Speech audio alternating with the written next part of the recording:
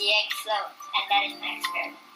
And these are the ingredients you need: salt, egg, a cup, water, and a spoon. Okay, first we want to pour water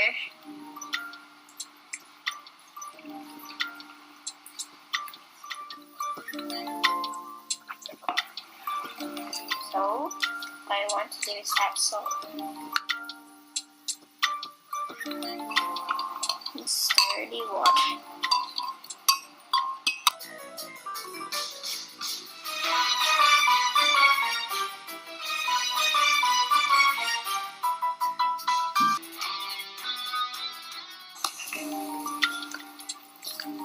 Let's stir.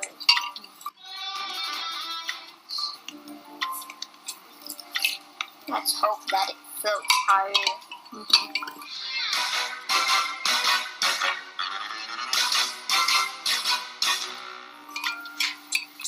The egg is floating. Floating? Yes. Okay. So what's the conclusion of the experiment? So when you put in more salt, And then the water gets higher than the egg. so that's why the egg is float, right? Yeah. Okay. I'm gonna say thank you for the recording. Smile.